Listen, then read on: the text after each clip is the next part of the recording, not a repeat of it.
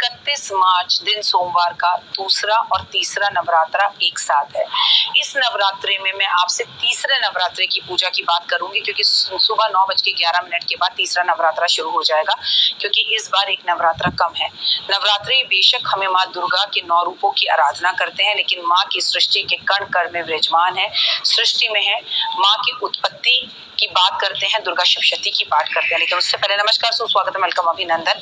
मैं आज आपसे तीसरे नवरात्रे की बात करने जा रही हूँ। दूसरा और तीसरा नवरात्रा इस बार एक साथ है। 9:11 के बाद आपको तीसरे नवरात्रे की पूजा माँ की करनी है।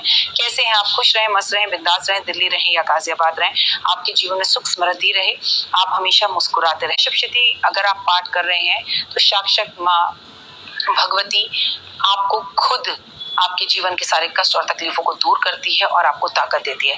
तभी तो बार बार मैं आपको याद दिला रही हूँ कि आपको इस बार 9 दिन माँ की भक्ति करनी है, मन से माँ को समर्पण करना है, माँ को याद दिलाना है कि आप परेशानी में हैं, और नवरात्रि खत्म होने से पहले पहले माता रानी आपकी सारी परेशानियां खत्म कर देगी।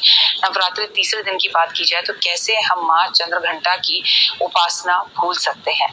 आज माँ चंद्रघंटा की उपासना करनी है। कौन सा मुहूर्त है? नवरात्रि के तीसरे दिन हम कौन से उपाय करें, आइए जानते हैं। सबसे पहले हम बात करेंगे माँ चंद्रघंटा के रूप के बारे में। देवी का स्वरूप अति रमणीय है, भव्य है। ब्रह्मा के अर्थ है यानी कि तप करने वाली देवी। नारद जी के कहने पर इन्होंने कई हजार वर्ष तक भगवान शिव की पाने के लिए तपस्या की थी। तपो आचरण करने के कारण इनका नाम ब्रह्मचारिणी हो गया। माता के एक हाथ में कमंडल, एक हाथ में जप माला है, तो हर काम को पूर्ण करती है। देवी चंद्रघंटा पार्वती माता का ही रूप है। इन्होंने शिव से विवाह करने के बाद माथे पे आधे चंद्रमा को सजा लिया था, इसलिए इन्हें आधा यानी कि चंद्रघंटा के रूप में कहा जाता है। इसलिए माँ चंद्रघंटा का बहुत खूबसूरत रूप है। और बात देवी के रूप की अगर करें तो वो मन को मोहने वाला है। माँ के हाथों में त्रिशूल, गदा, तलवार, बाण, धनुष, कमल मंडल, कमल के फूल रखती है। माँ चंद्रघंटा वरदान देती है मन को। माँ एक ऐसी ध्वनि सुनाई देती है जो मन को बहुत शांति प्रदान करती है, क्योंकि इनका वर्ण स्वर्ण जैसा होता है, चमकीला होता है। हमेशा असुरी शक्तियों का विनाश करने के लिए माँ हमेशा सदैव तत्पर रहती है।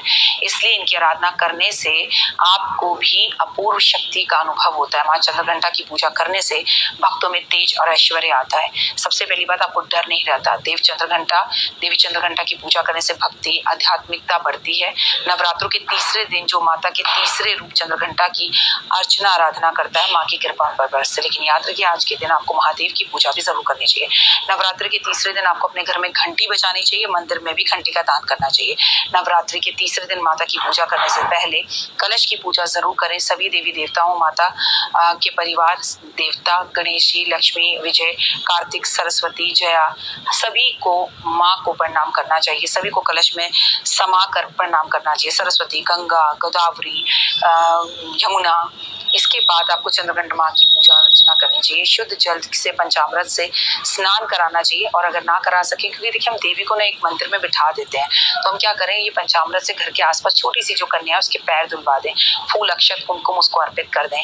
माँ को सफेद कमल, लाल गुड़हल, गुलाब माला अर्पण जरूर करें। माँ के सामने दुर्गा सप्तशती का पाठ जरूर करें। माँ को इत्र जरूर लगाएं। तीसरे दिन माँ की पूजा करते वक्त दूध, दही और उससे बनी हुई मिठाइयों का, खीर का भोग लगाएं। माँ को भोग बहुत पसंद है दूध से बनी हुई मिठाइयों का। और ब्राह्मण को भी भोजन के रूप में आप सफेद दूध से बनी हुई मिठाइयाँ और दक्षिणा दें। माता को शहद का भोग लगाना बेहद पसंद है। और अगर आप माँ से अपने परिवार की परेशानियों के बारे में कुछ बात करना चाहते हो तो इस दिन 5 गुलाब के खिले हुए फूल, गायत्री मंत्र का जाप करते हुए 1.5 मीटर कपड़े में बांध कर नदी में जल प्रवाह कर दीजिए। अपनी मनोकामना बोलते हुए, तो आपकी मनोकामना जल्द पूरी होगी। अगर आपके जीवन में आरोग्यता पाना चाहते हो तो जीवन में खुशहाली पाने के लिए इस दिन आपको भगवान विष्णु को के मत्स्य रूप के दर्शन जरूर करने चाहिए। 2 मछलियों का जोड़ा खरीद कर उसकी तस्वीर आपको अपने व्यापार क्षेत्र में लगानी चाहिए। और 2 मछलियां एक साथ जोड़कर चांदी के अंदर अपने अलमारी के अंदर भी रख सकते हैं। आज 5 सफेद कौड़ी लेकर लाल कपड़े में बांध कर माँ दुर्गा के मंदिर में अर्पण कर आए। माँ को आज सिंदूर अर्पण जरूर करें। धन सभ्यता में बढ़ाने के लिए आज आप माँ के सामने पीली कौड़ी और सबसे बड़ी बात रोली मूली अक्षत पुष्प अर्पण जरूर करें। इससे आपका सम्मान बढ़ता है। जीवन में सुख समृद्धि पाने के लिए आपको कमल की पंखुड़ियों से माँ का आज हवन करना चाहिए। आज माँ को आपको कमल गट्टे की माला अर्पण जरूर करनी चाहिए। आज केले के पेड़ की पूजा जरूर करनी चाहिए। और आपको समाज के साथ अगर किसी भी तरह का कोई दबाव आ रहा है, किसी के आपने पैसे देने और आप नहीं दे पा रहे, एक कागज पर जो लोग आपको तंग करें उनका नाम लिखकर केले के पेड़ के नीचे दबा कर आ जाना चाहिए। बाकी सब कुछ कन्हैया उन्हें देख लेंगे। आज खूबसूरत सी एक बांसुरी कन्हैया को अर्पण जरूर करनी चाहिए। अगर आपके बिजनेस संबंधी कोई परेशानियां आपको आ रही हैं और आप बहुत परेशान हो रहे हैं तो एक आक्षिक नारियल में मूली 7 बार बांधकर आपको माँ को अर्पण कर देनी चाहिए। आपकी सारी परेशानियां दूर हो जाएंगी। हर क्षेत्र और बिजनेस में अगर राजनीति में आपको सपोर्ट चाहिए और जीवन में आगे बढ़ना चाहते हैं तो आज एक मिट्टी का बर्तन लेके उसमें पानी भर के उसमें गुड़ डालकर माँ के चरणों में रखकर आए। इससे भी आपको हर क्षेत्र में सफलता मिलनी शुरू हो जाएगी। अगर अपने दाम्पत्य जीवन में खुशहाली बढ़ाना चाहते हैं तो आज आपको सफेद बर्फी में 21 बार ओम ओम ह्रीं क्लीं चामुंडाय विद्या बोलते हुए हवन कुंड में कपूर डालकर आपको ये मंत्र बोलना चाहिए और आहुति देनी चाहिए। फिर देखिए माँ आपके जीवन से सब कष्टों और तकलीफों को दूर कर देगी और जीवन में सुख समृद्धि और धैर्य लेकर आएगी।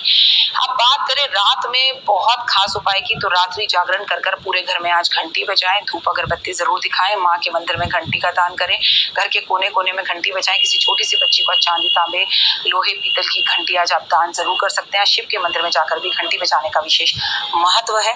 शिव और पार्वती का गठबंधन वो सब बच्चे शाम के टाइम पर करें जिनका विवाह नहीं हो रहा और विवाह में आ रही है परेशानी।